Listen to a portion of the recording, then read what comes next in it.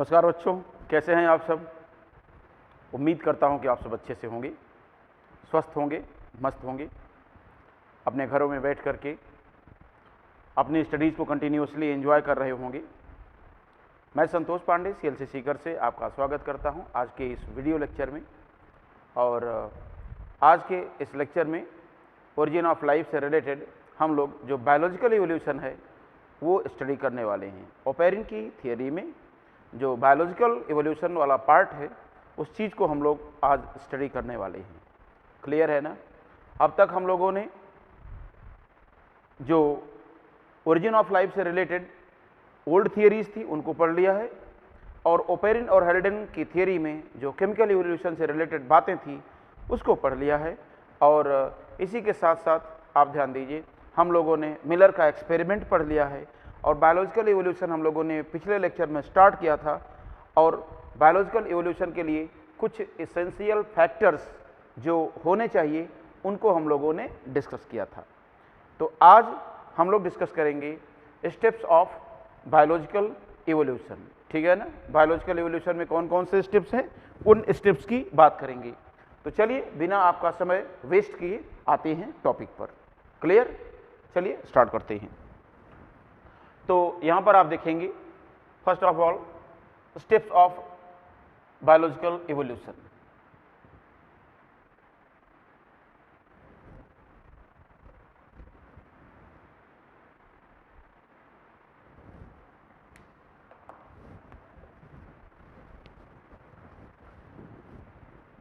तो यहां पर आप देखेंगे स्टेप्स ऑफ बायोलॉजिकल इवोल्यूशन।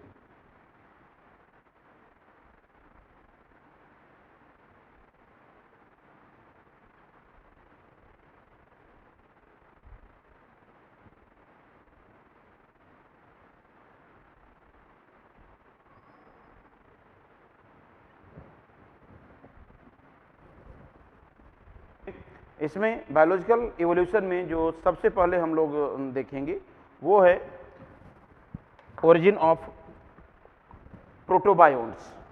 तो यहां पर आप देखेंगे बायोलॉजिकल इवोल्यूशन का मीनिंग क्या है, पहले तो इसको हम लोग देख लें।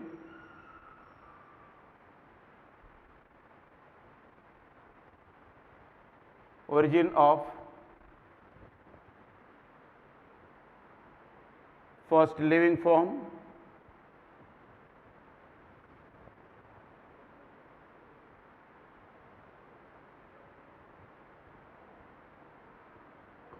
कहां से, तो आप कहेंगे from origin of first living form from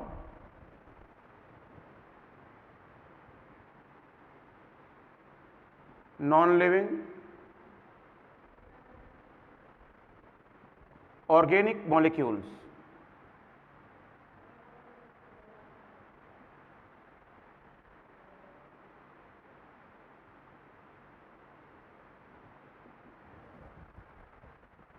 ये कहानी पाई जाएगी।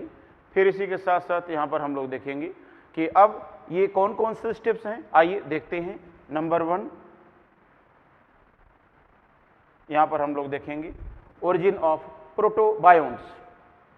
यहाँ पर हम लोग देखें कि प्रोटोबायोन्ट्स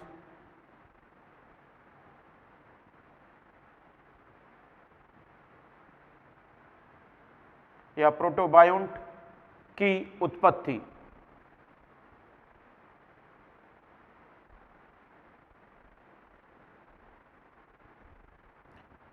अब सवाल उठता है कि प्रोटोबायोन्ट का अर्थ क्या होता है। तो प्रोटोस मीन्स होता है फर्स्ट एंड बायोन्ट मीन्स होता है लाइफ या जीवन। तो अर्थात यहां पर हम कह सकते हैं पूर्व जीवी रचनाओं की उत्पत्ति।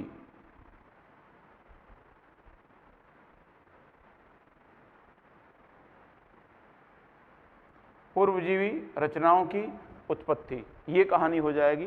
तो यहां पर हम लोग देख पाएंगे कि क्या कहानी बन रही है। ध्यान दें। अब पूर्वजीवी रचनाएं क्या थी, सबसे पहले तो हम लोग ये देखेंगे, ठीक है ना। तो यहाँ पर हम कह सकते हैं कि अर्थात कोएसरवेट व माइक्रोस्फीयर जैसी रचनाओं का आदि सागर में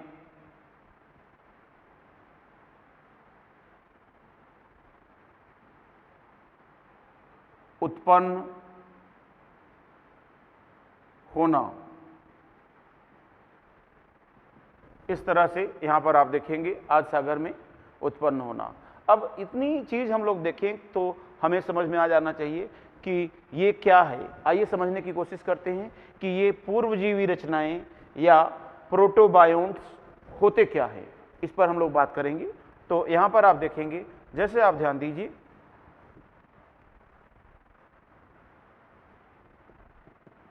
सपोज करिए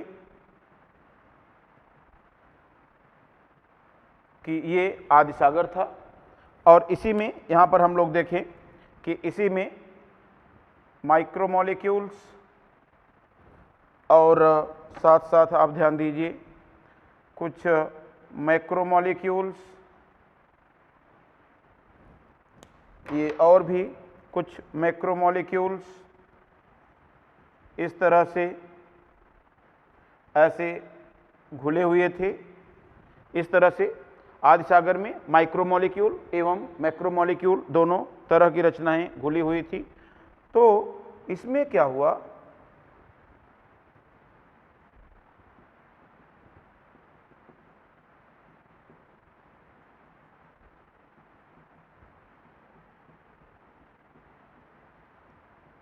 देखिए ओपेरिन ने यह बताया है कि आदि सागर में उपस्थित मुख्यतः मैक्रोमोलिक्यूल्स अर्थात दीर्घ अणु आपस में एक दूसरे के पास आए और छोटे छोटे कोलॉइडी एकत्रण या छोटे छोटे कोलॉइडी रचनाओं के रूप में एकत्रित हो गए। तो जैसे देखिए मैं दिखा रहा हूं आपको, ये देखिए मैक्रोमोलिक्यूल्स पास आ रहे हैं और ये मैक्रोमोलिक्यूल्स पास आकर के छोटी छोटी कोलॉइडी रचनाओं में एकत्रित हो जा रहे हैं, ऐसे। जी हाँ, आप ध्यान दीजिए, मैक्रोमोलिक्यूल्स, एक से अधिक प्रकार के मैक्रोमोलिक्यूल्स एक दूसरे के पास आ रहे हैं और छोटी छोटी कोलॉइडी रचनाओं में परिवर्तित हो जा रहे हैं, छोटे छोटे कोलॉइडल एग्रीगेट्स में या कोलॉइडी एकत्रण के रूप में ये संगठित हो रहे हैं। तो क्या सभी मैक्रोमोलिक्यूल? नहीं, तमाम मैक्रोमोलिक्यूल्स बिखरे हुए भी थे। बहुत से मैक्रोमोलिक्यूल्स आप देखिए बिखरे भी हुए थे, सभी एकत्रित नहीं हुए। तो हम कहेंगे कि कुछ मैक्रोमोलिक्यूल्स यहाँ पर पास आकर के, एक दूसरे के पास आकर के कोलॉइडी रचनाओं के रूप में एकत्रित हुए और मैक्रोमोलिक्यूल के एकत्रण से बनी हुई इन्हीं कोलॉइडी रचनाओं को कहा गया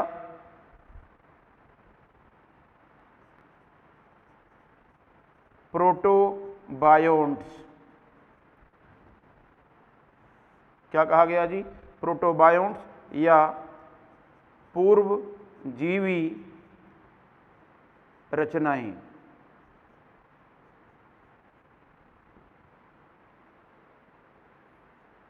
तो ये कहानी आप देख सकते हैं, इस चीज को आप यहां पर समझ सकते हैं। तो अब मैं इसको डिफाइन करना चाहूंगा कि ये क्या है। तो आप लिखेंगे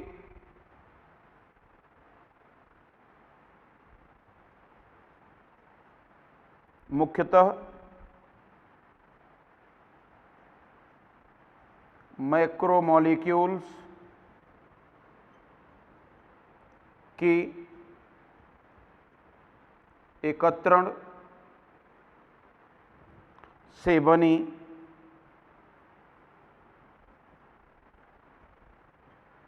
कोलॉइडी रचनाएं,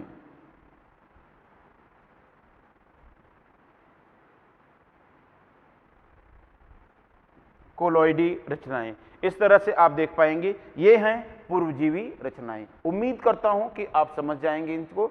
अब ओपेरिन ने क्या बताया? ओपेरिन ने कहा कि यही रचनाएं प्रथम जीवधारियों के ठीक पहले बनने वाली रचनाएं थी, अर्थात जीवधारियों के पहले की रचनाएं, अर्थात पूर्वजीवी रचनाएं थी। यही आगे चल करके प्रथम जीवधारी में परिवर्तित हो पाई संभवतः, ऐसा ओपेरिन ने बताया। तो अब यहां पर हम लोग अगर इसे डिफाइन करना चाहें तो आराम से अब आप डिफाइन करने की स्थिति में आ चुके हैं, तो यहां पर डिफाइन कर लेते हैं। तो अब देखिए मैंने क्या लिखा है, मुख्यतः मैक्रोमोलिक्यूल के एकत्रण से बनी कोलॉइडी रचनाएं। मुख्यतः है अर्थात इसमें क्या, इसमें मैक्सिमम मैक्रोमोलिक्यूल थे। इसका अर्थ ये ही है कि इसमें कुछ माइक्रोमोलिक्यूल भी उपस्थित हो सकते हैं। ऐसा नहीं कि केवल मैक्रोमोलिक्यूल रहेगा, माइक्रोमोलिक्यूल बिल्कुल भी नहीं, लेकिन मुख्यतः कौन है, मैक्रोमोलिक्यूल्स, ये याद रखना है। तो आप लिखेंगे यह मुख्यतः दीर्घ अणुओं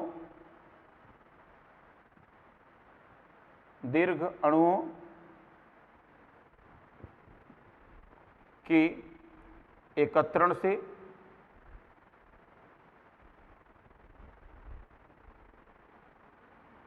आदि सागर में बनी कैसी रचनाएं हैं, कोलॉइडी रचनाएं हैं।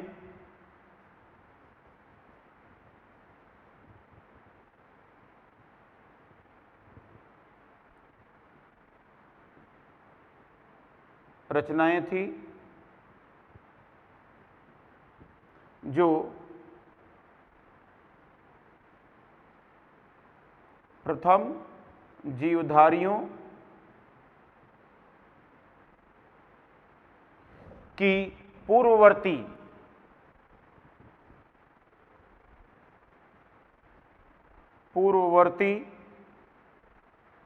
अर्थात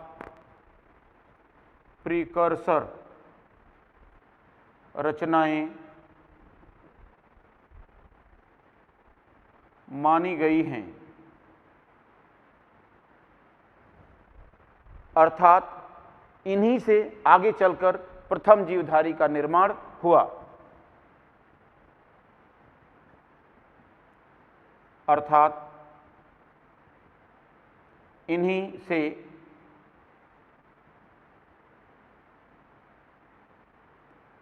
प्रथम जीव विकसित हो पाए। ये तो हमने यहां पर लिख दिया। और ध्यान दीजिए, इन रचनाओं के निर्माण की प्रक्रिया को कोएसर्वेशन कहा गया है। तो आप लिखें इनके निर्माण की प्रक्रिया को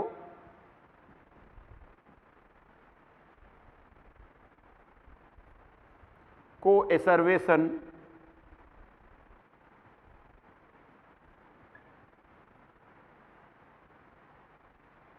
कहते हैं। फिर इसी के साथ साथ यहां पर आप देखेंगे कोएसर्वेशन कहते हैं। तो अब इतनी चीज अगर हम लोग देखें तो आराम से इन चीज़ों को समझ सकते हैं कि ये क्या थी। अब सवाल उठता है कि क्या इस तरह की रचनाओं को कभी बना करके देखने की कोशिश की गई? क्या कोई ऐसा भी साइंटिस्ट था जिसने इन्हें बनाने का प्रयास किया हो?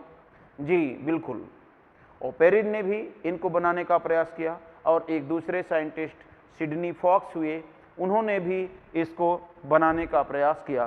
तो पहले इनके मुख्य लक्षण लिख लेते हैं, फिर बात करते हैं।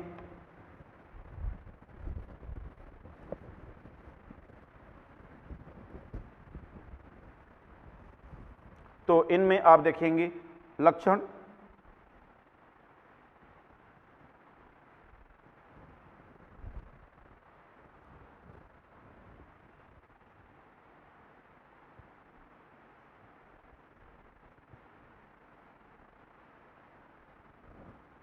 हम लोग यहाँ पर बात करें तो देखिए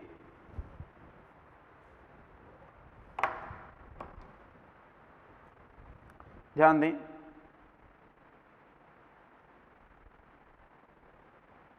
इनमें उपापचय का प्रारंभिक स्वरूप उपस्थित था।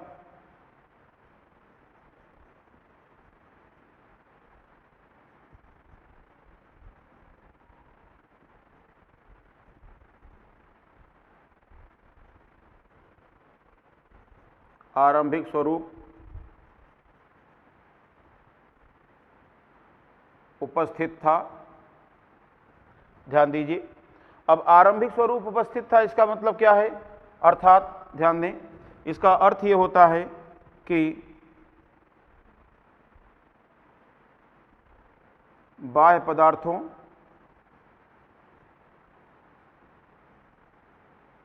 को ग्रहण करने व विघटित करने में सक्षम थे।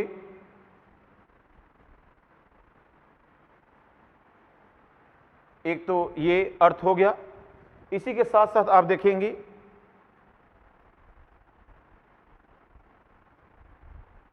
विभाजन भी पाया जाता था। तो क्या इस विभाजन को हम लोग रिप्रोडक्शन मानेंगे? नहीं। रिप्रोडक्शन का अर्थ ये होता है कि जीवधारी द्वारा संतान उत्पन्न करने की प्रक्रिया। तो ये जीवधारी थे ही नहीं, यह जीवधारियों की पूर्ववर्ती रचनाएं थी। क्या थी? ध्यान दें, प्रथम जीवधारियों की पूर्ववर्ती रचनाएं थी, प्रिकॉर्सर स्ट्रक्चर थी। इसीलिए जो प्रजनन नहीं था, जी हाँ, विभाजन था लेकिन इसे प्रजनन हम लोग कंसीडर नहीं कर सकते। तो ये कहानी हो जाएगी कोएसरवेट से रिलेटेड। अब इसके बाद हम लोग आगे की बात कर लेते हैं। ध्यान दें, तो इसमें आप देखेंगे प्रोटोबायोंट के कृत्रिम रूप। थोड़ी सी चर्चा यहां हम लोग और करेंगे इसमें। आइए स्टार्ट करते हैं। देखें,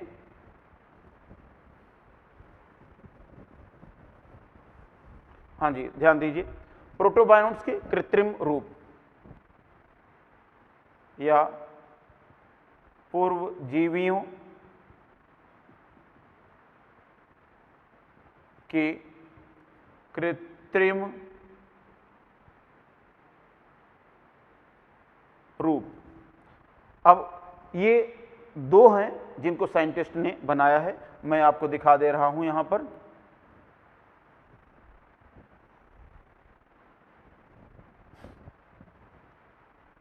जी हाँ, ध्यान दें, एक तो है कोएसरवेट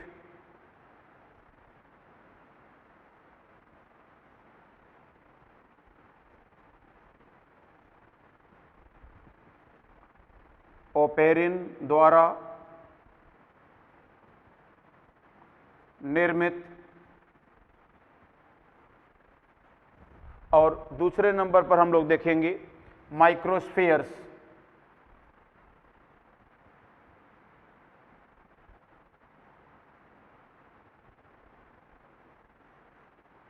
माइक्रोस्फीयर तो आप देखेंगे सिडनी फॉक्स द्वारा निर्मित।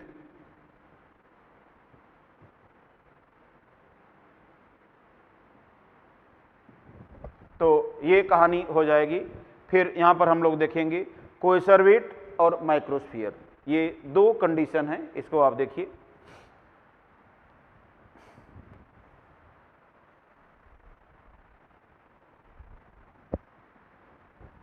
तो दो चीजें हैं, इसको आप लोग देखें, समझें कि ये क्या थे और ये क्या थे।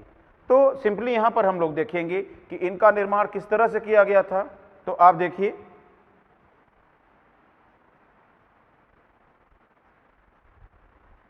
प्रोटीन्स प्लस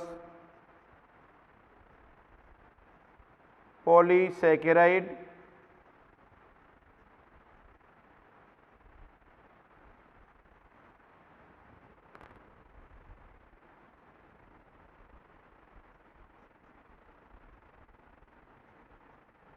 जोर से हिलाने पर, ध्यान दें, इनको प्रोटीन और पॉलीसैकेराइड के मिक्सचर को लेकर के जोर से इनको शेक किया गया, जोर से हिलाया गया, ठीक है ना। तो आप देखेंगे कोएसरवेट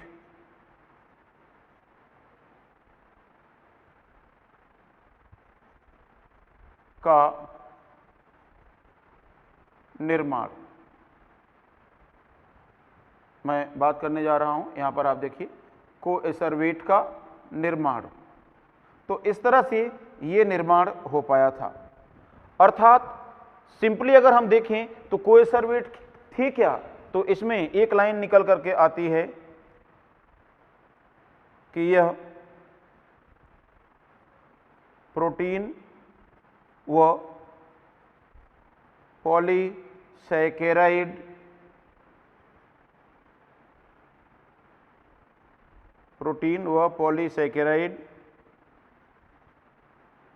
के एकत्रण से बनी कोलाइडी रचनाएं थी,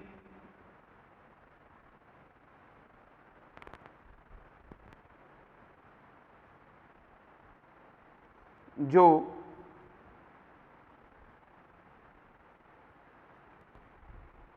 जल के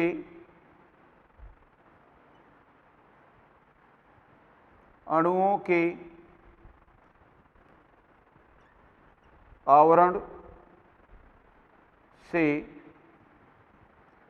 घिरी थी। बस इतनी लाइन आपको लिखना है। मतलब यहां पर मैं बताऊं, ये देखिए प्रोटीन और इसी के साथ साथ यहां पर आप ध्यान दीजिए पॉलीसैकेराइड्स, प्रोटीन और पॉलीसैकेराइड के मिश्रण से बनी कोलाइडी एकत्रण थी, जो जल के अणुओं के द्वारा, यहां पर आप ध्यान दीजिए किसके द्वारा जी, वाटर मॉलिक्यूल्स की लेयर के द्वारा इस तरह से घिरे हुए थे। अर्थात हम यहां पर कह सकते हैं कि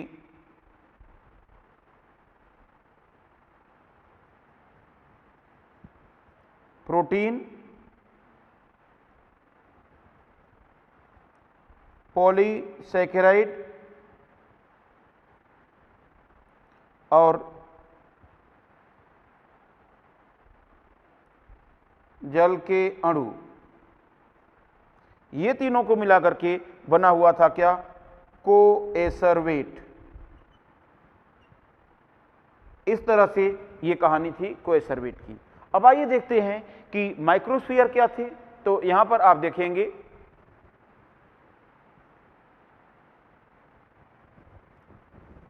यहां पर देखेंगे अमीनो अम्लों का मिश्रण, देखिए क्या लिया गया, अमीनो अम्लों का मिश्रण लिया गया और इसे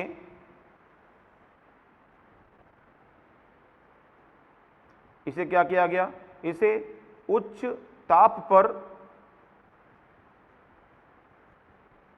गर्म किया गया।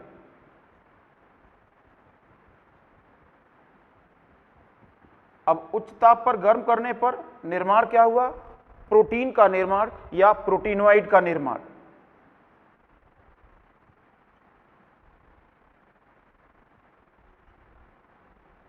प्रोटीनोइड का निर्माण हो गया। अब आप देखिए कि ये जो प्रोटीनोइड का निर्माण हुआ, अर्थात क्या, तो इसको आप कहेंगे कृत्रिम प्रोटीन। प्रोटीनोइड अर्थात क्या, कृत्रिम प्रोटीन। और जब इसे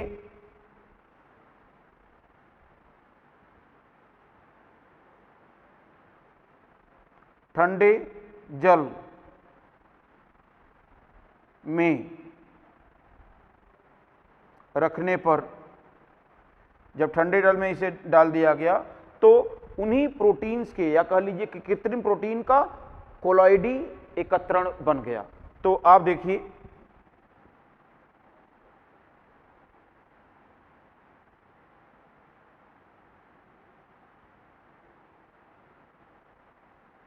ये, अब ये क्या हो गए, ये हो गए माइक्रोस्फीयर।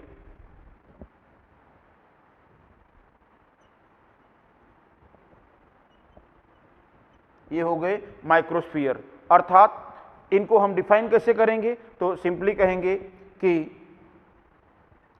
कृत्रिम प्रोटीन के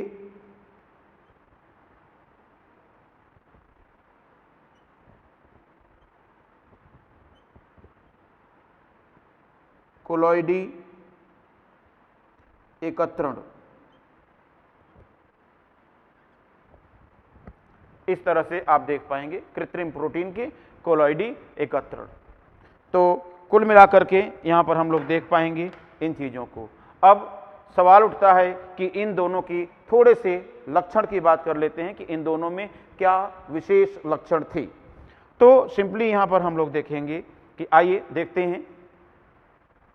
इनमें एक खास बात थी कि ये आरंभिक उपापचय को प्रदर्शित करते थे, परंतु इनके चारों ओर लिपिड आवरण न होने के कारण यह विभाजित नहीं हो पाते थे। तो इसमें आप लिखेंगे कमी क्या थी, तो इसमें लिखेंगे चारों ओर लिपिड आवरण न होने के कारण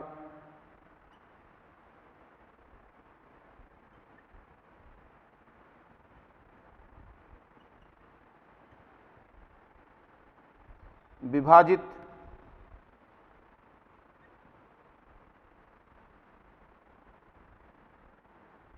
नहीं हो पाए। अब इनमें क्या था, तो इनकी कमी देखिए, विभाजन तो उपस्थित था, इनमें विभाजन उपस्थित था। तो इसमें आप लिखेंगे फिर कमी क्या थी क्या थी इसमें, तो आप कहेंगे कि इनमें विभिन्नताओं की कमी थी। तो इसमें आप देखेंगे इनमें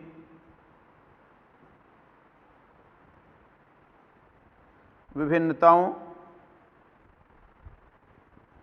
की कमी थी। तो इसमें आप देख पाएंगे कि विभिन्नताओं की कमी थी, तो इसका क्या मतलब है, तो सिंपली यहां पर आप देखेंगे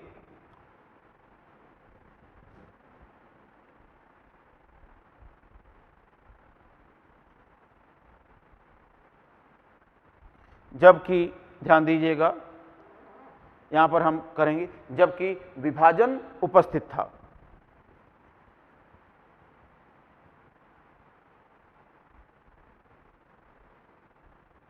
विभाजन उपस्थित था।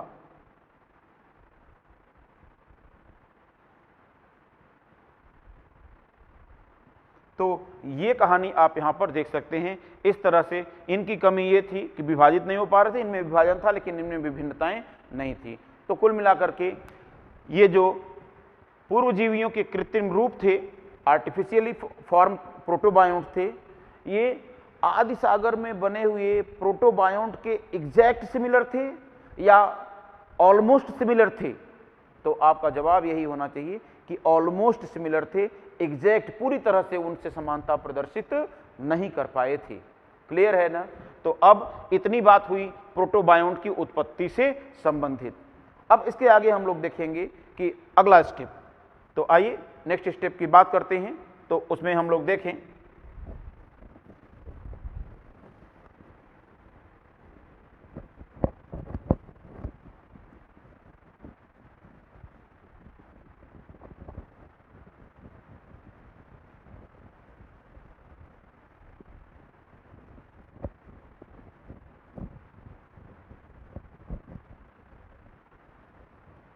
हाँ जी, बात करेंगे हम लोग नेक्स्ट स्टेप। इसमें आप देखेंगे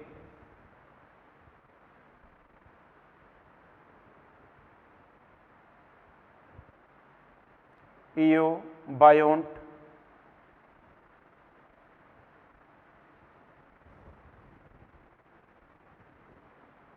की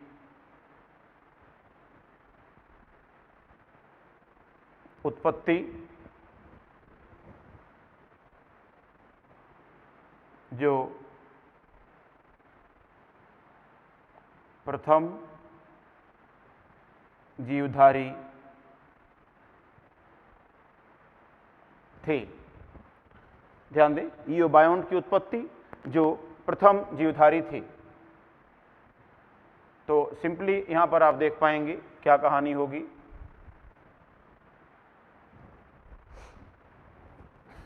सुनेंगे तो इसमें हम लोग अगर देखें तो इयोबायोंट क्या थे, तो इयोबायोंट एक्चुअल में राइबो न्यूक्लियोप्रोटीन पार्टिकल के रूप में बने थे। अर्थात यूं कहिए कि हम कह सकते हैं कि राइबो न्यूक्लियोप्रोटीन नहीं बल्कि न्यूक्लियोप्रोटीन पार्टिकल के रूप में बने थे। अर्थात न्यूक्लिक एसिड और प्रोटीन से बनी रचनाएं थी जो आज के वायरस के जैसी रचनाएं थी। यह रचनाएं जब आरंभ में आदि सागर में निर्मित हुई तो सिंपली हम लोग देखेंगे कि आदि सागर में ये निर्मित हुई तो वायरस के रूप में निर्मित हुई, और आज के वायरस केवल जीवित कोशिका के भीतर जाकर के विभिन्न जैविक प्रक्रियाओं को प्रदर्शित कर पाते हैं। लेकिन उस समय जो वायरस की जैसी रचनाएं आदि सागर में बनी, वो रचनाएं आदि सागर में मुक्त रूप से, स्वतंत्र रूप से जैविक प्रक्रियाएं प्रदर्शित कर पाती थी, क्योंकि आज के वायरस को जो वातावरण कोशिका के भीतर मिलता है वो सब आवश्यकताएं उस समय आदि वातावरण में या कह लीजिए कि आदि सागर में उपस्थित थी। तो मैं बता रहा था कि आज के वातावरण में वायरस को जो चीजें जीवित कोशिका के भीतर उपलब्ध हो पाती हैं वो सारी व्यवस्थाएं उस समय आदि सागर में बनने वाली वायरस जैसी रचनाओं को आदि सागर में उपलब्ध थी। इसीलिए वहां पर वह अच्छे से समस्त जैविक प्रक्रियाओं को प्रदर्शित कर पा रहे थे। तो यहां पर हम लोग देखेंगे, सिंपली बात करेंगे इसमें। देखिए ये दूसरा, यहां पर ध्यान दें, ये न्यूक्लिक एसिड व प्रोटीन से बनी वायरस या हम बात करें विषाणु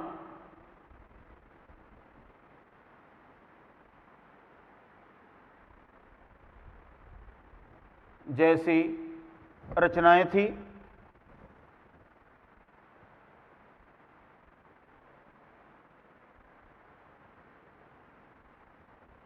जो आदि सागर में, ध्यान दीजिएगा, जो आदि सागर में प्रथम जीवधारी के रूप में उत्पन्न हुई।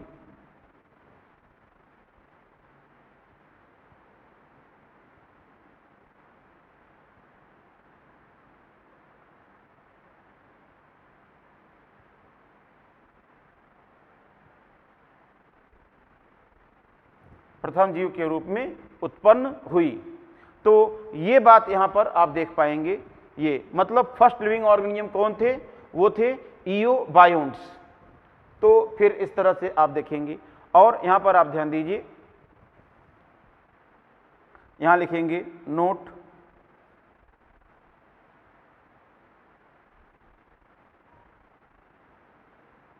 आदि सागर में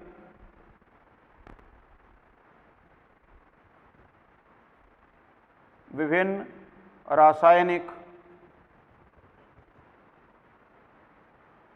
पदार्थ उपलब्ध थे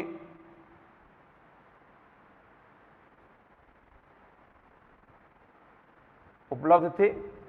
अतः हम बात करेंगे विभिन्न रासायनिक पदार्थ उपलब्ध थे, अतः ये रचनाएं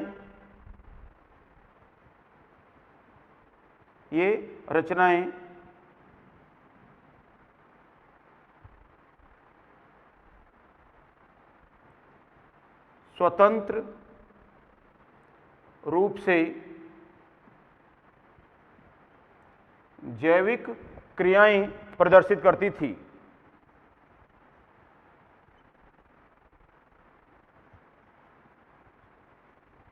प्रदर्शित कर पाती थी।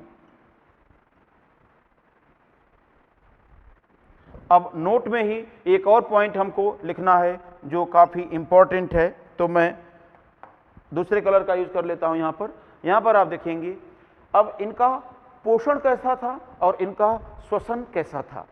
तो श्वसन की बात करेंगे तो ऑक्सीजन थी नहीं, तो ऑक्सीजन नहीं थी तो निश्चित रूप से अवायवीय श्वसन प्रदर्शित करेंगे, अर्थात एनएरोबिक रेस्पिरेशन।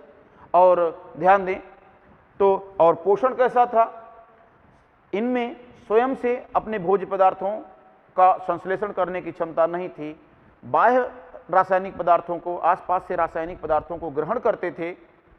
इसीलिए इनके पोषण को माना गया है क्या, कीमो हेटेरोट्रॉफिक या रसायन विषम पोषी। तो इसमें आप देखेंगे इनका पोषण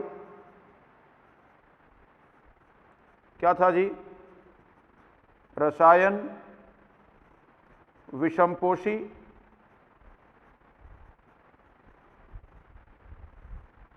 अर्थात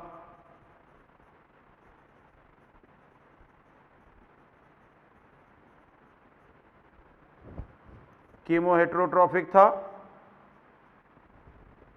और इसके साथ साथ आप देखेंगे इनका श्वसन ये कैसा था जी, तो आप लिखेंगे अवायवीय,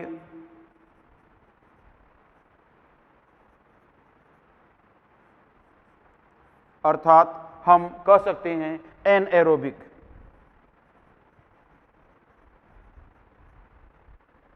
एनएरोबिक।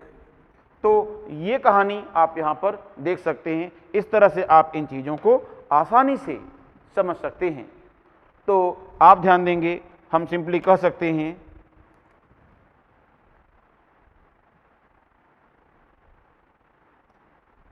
इस प्रकार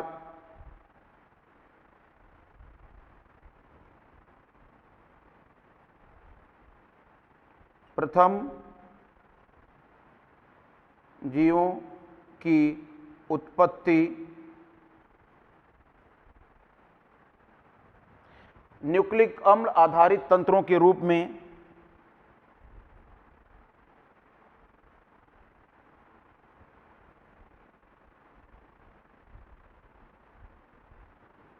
न्यूक्लिक अम्ल आधारित तंत्रों के रूप में हो पाई थी। तो ये कहानी यहां पर आप देखेंगे इस तरह से प्रथम जीवधारियों की उत्पत्ति से संबंधित। अब इसी के साथ साथ हम दो बातें और यहां पर कंसीडर करेंगे, ठीक है ना। अब तीसरा स्टेप हम लोग ले चलते हैं आगे की ओर।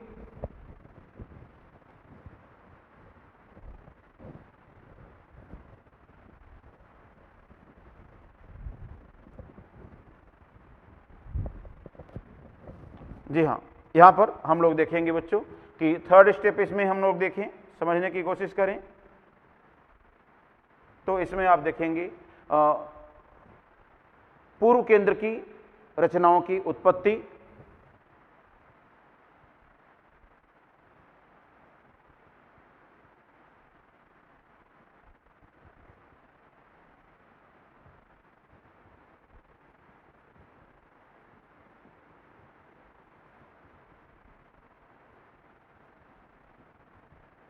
या हम बात कर सकते हैं यहां origin of prokaryotes.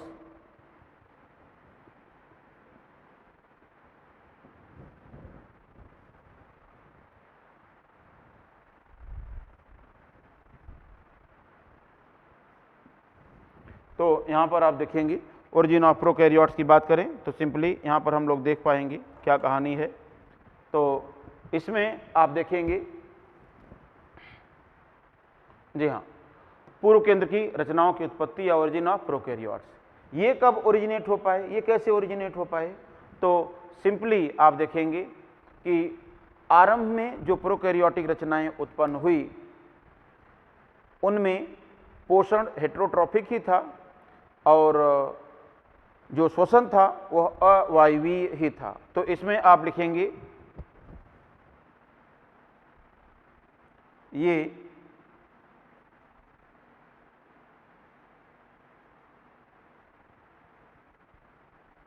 आरंभ में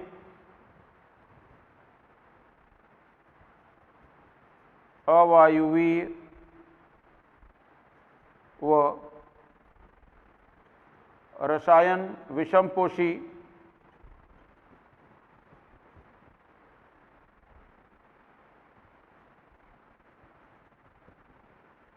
जीवों के रूप में उत्पन्न होने वाली, जरा सोचिए, आर्की बैक्टीरिया जैसी रचनाएं रही होंगी या यू बैक्टीरिया जैसी रचनाएं रही होंगी। तो सिंपली आप कहेंगे आर्की बैक्टीरिया जैसी रचनाएं थी।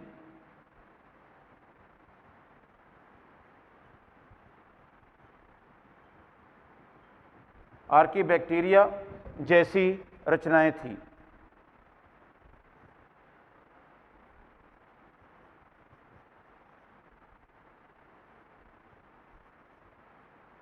तो ये कहानी हो जाएगी। फिर इसी के बाद में यहाँ पर हम लोग देखें सिंपली तो आप देख पाएंगे क्या कहानी है। अब दूसरी व्यवस्था देखिए, इसके बाद में आप ध्यान दीजिए,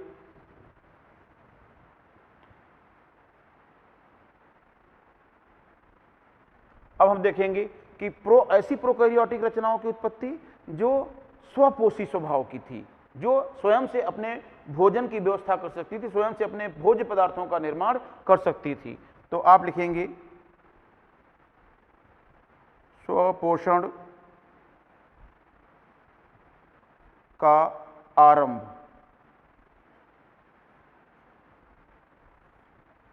या हम कहेंगे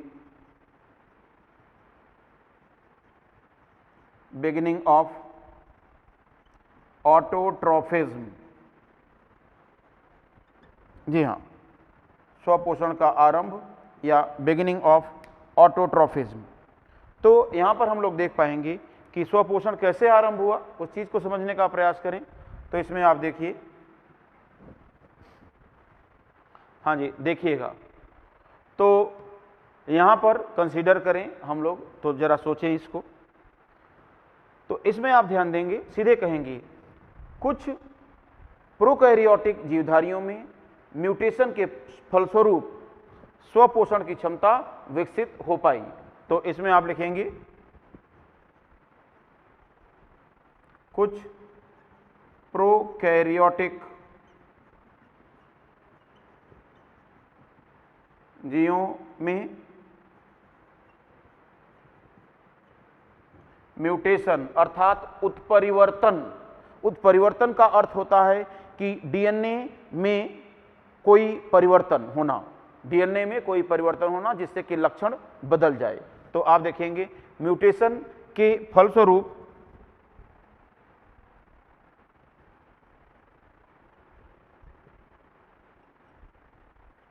कुछ जीवों में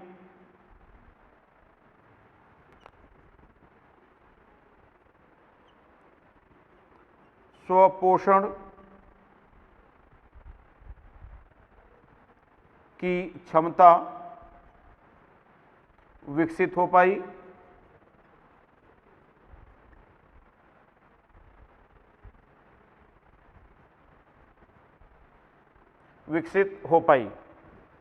अब इसके बाद में हम लोग एक चीज और देखेंगे कि ध्यान दीजिएगा, स्वपोषण की क्षमता विकसित हो पाई। अब जरा आप समझने की कोशिश करिए कि जब ये क्षमता विकसित हुई तो ये स्वपोषी हो गए। कैसे स्वपोषी? स्वपोषण भी तो दो तरह का होता है ना, एक होता है रसायन संश्लेषण और दूसरा होता है प्रकाश संश्लेषण। तो यहां पर आप देखेंगे जिससे आरंभिक स्वपोषी के रूप में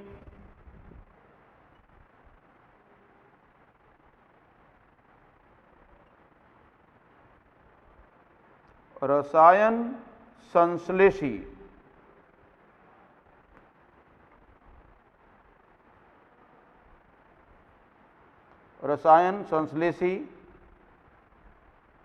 जीवों का विकास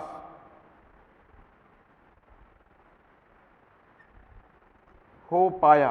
याद रखना होगा आपको क्या कि आरंभ में जो स्वपोषी बने वो कैसे थे? रसायन संश्लेषी, अर्थात chemo synthetic, that is origin of chemosynthetic organisms। रसायन संश्लेषी जीवधारियों की उत्पत्ति या कीमोसिंथेटिक ऑर्गेनिजम्स की उत्पत्ति इस प्रकार से हो पाई थी। चलिए इसके बाद में एक बात और करते हैं। तो यहां पर आप देखेंगे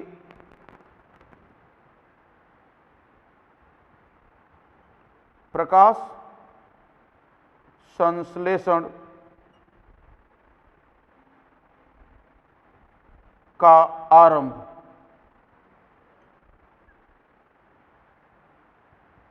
या यहां पर हम लोग कहेंगे कि बिगिनिंग ऑफ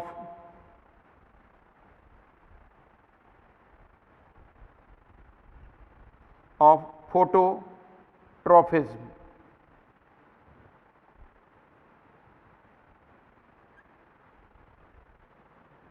तो हम लोग देखेंगे कि फोटोट्रॉफिज्म का आरंभ कैसे हुआ जी। तो इसमें आपको सिंपली कहना होगा कि जब म्यूटेशन के फलस्वरूप कुछ प्रोकैरियोटिक जीवों में प्रकाश की ऊर्जा को ग्रहण करने वाले पिगमेंट का निर्माण हो पाया, तब प्रकाश संश्लेषण आरंभ हो पाया। तो आप लिखेंगे म्यूटेशन द्वारा कुछ जीवों में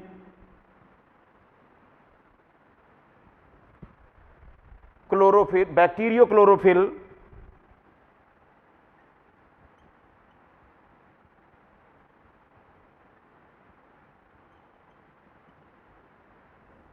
मैं यहां पर बात करूंगा, कुछ जीवों में बैक्टीरियो क्लोरोफिल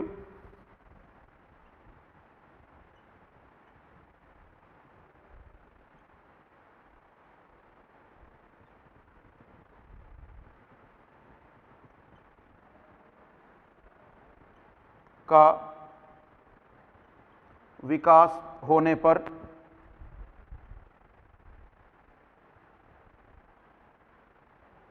प्रकाश संश्लेषण आरंभ हुआ।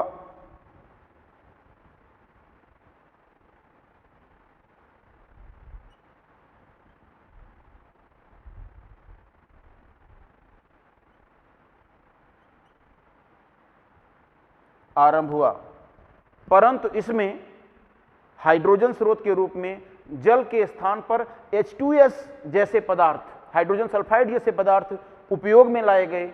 इसीलिए इस आरंभिक प्रकाश संश्लेषण में ऑक्सीजन मुक्त नहीं हो पाई। तो आप लिखेंगे यहां पर परंतु इस क्रिया में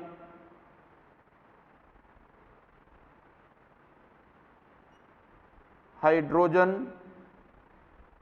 स्रोत के रूप में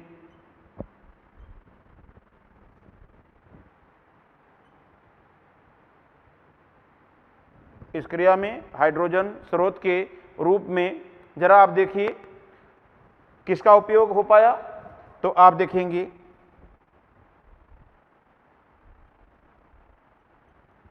जल का नहीं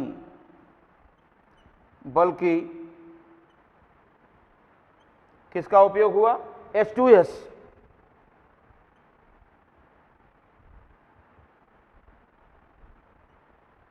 जैसे पदार्थों का उपयोग होने के कारण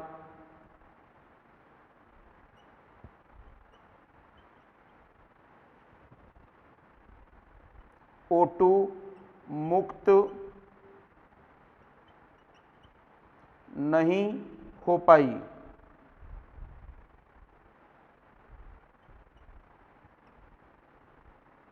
अर्थात प्रकाश संश्लेषण आरंभ हो गया, लेकिन ऑक्सीजन का मुक्त हो पाना अभी संभव नहीं हुआ था। तो अब इसके बाद में हम लोग अगला स्टेप देखेंगे। यहां पर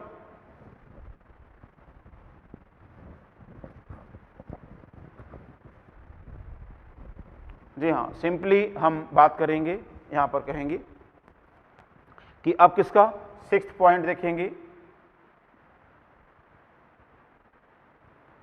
वातावरण में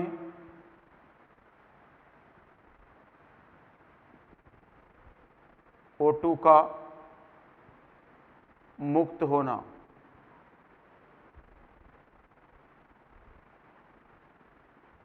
तो O2 का मुक्त होना ये कब संभव हो पाया, तो लिखेंगे ऐसा तब संभव हुआ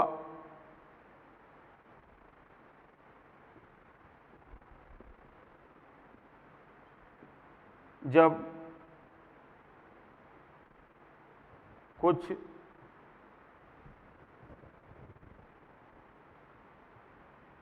साइनोबैक्टीरिया जैसे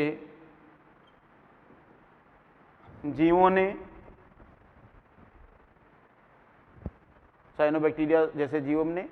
अपने प्रकाश संश्लेषण में जल का उपयोग आरंभ किया।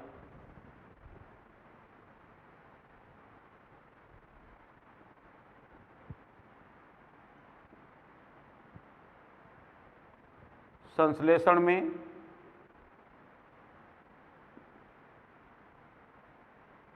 जल का उपयोग किया। तो ये हो गया। अब इसके बाद में आप देखेंगे यहीं पर एक चीज और है, ऑक्सीजन क्रांति या ऑक्सीजन रिवॉल्यूशन की बात करते हैं। तो यहां पर आप देखेंगे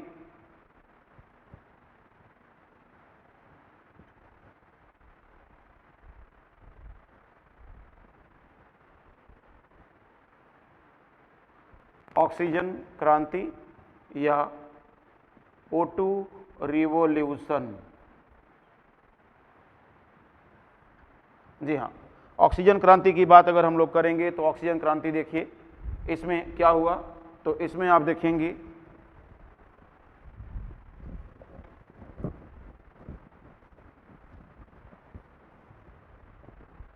अर्थात ऑक्सीजन क्रांति का अर्थ क्या है, पहले तो आप इसको समझ लीजिए।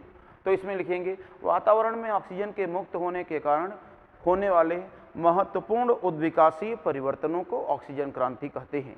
तो आप देखेंगे वातावरण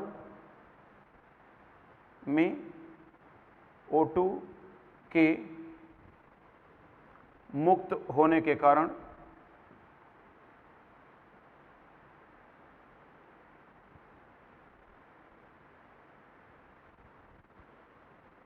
महत्वपूर्ण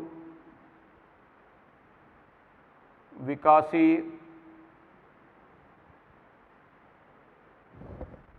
परिवर्तनों को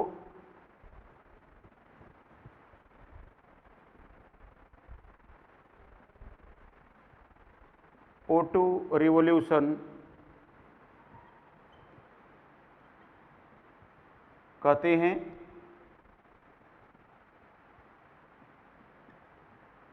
जैसे अब जैसे कौन कौन से ऑक्सीजन रिवोल्यूशन में क्या क्या चेंजेस हो पाए थे, तो आप कहेंगे जैसे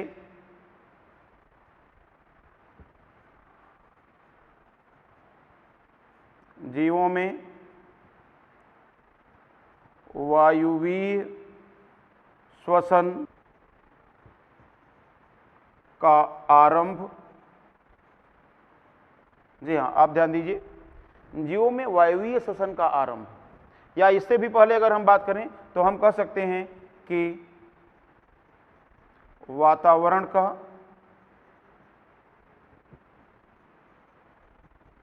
अपचायक से ऑक्सीकारक प्रकार का हो जाना। अब ध्यान दीजिए, वातावरण का अपचायक से अर्थात रिड्यूसिंग टाइप से ऑक्सीडाइजिंग टाइप का हो जाना, तो इसका रिजल्ट क्या हुआ, इससे लाभ क्या मिला? इससे हुआ ये कि आज सागर में जो रासायनिक स्थायित्व था वो समाप्त होने लगा। तो आप कहेंगे जिससे आदि सागर में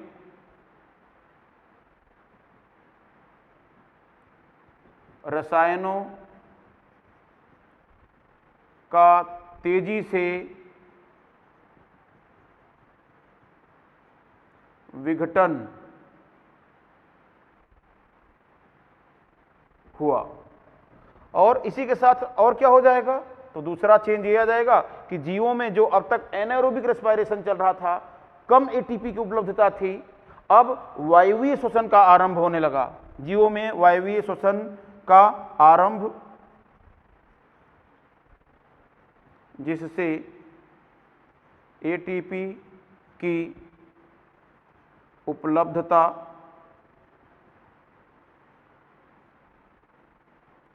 में वृद्धि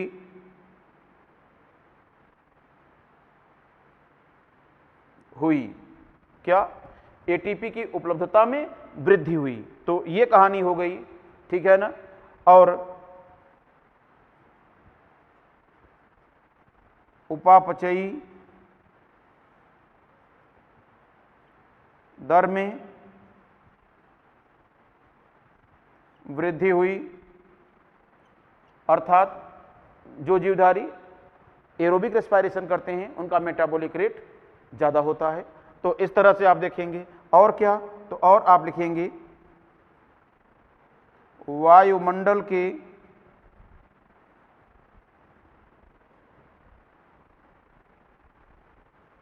स्ट्रेटोस्फीयर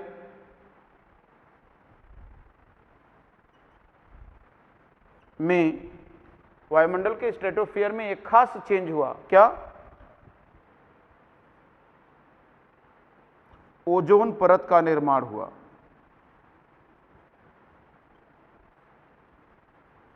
ओजोन परत बन जाने से, जी हाँ ध्यान दीजिए, ओजोन परत के बन जाने से देखिए क्या चेंज आ रहा है। तो स्ट्रेटोस्फीयर में ओजोन परत बन जाने से पृथ्वी पर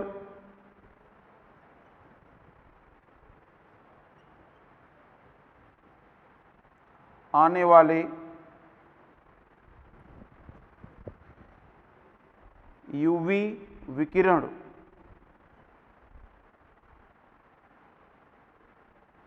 में काफी कमी आई।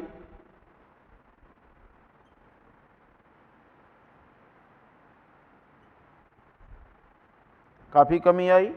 अब इस इतनी कमी आने से क्या होगा, जिससे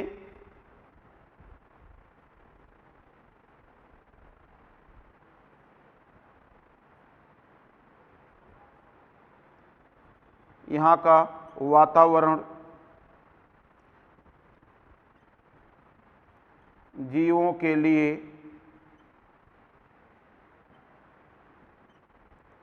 अधिक अनुकूल हो पाया।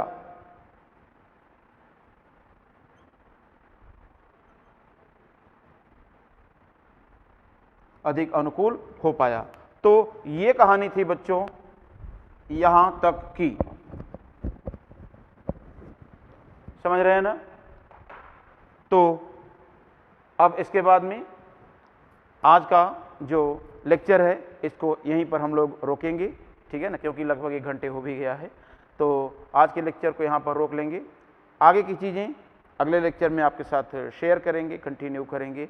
तब तक के लिए दीजिए मुझे इजाज़त। जय हिंद, जय CLC।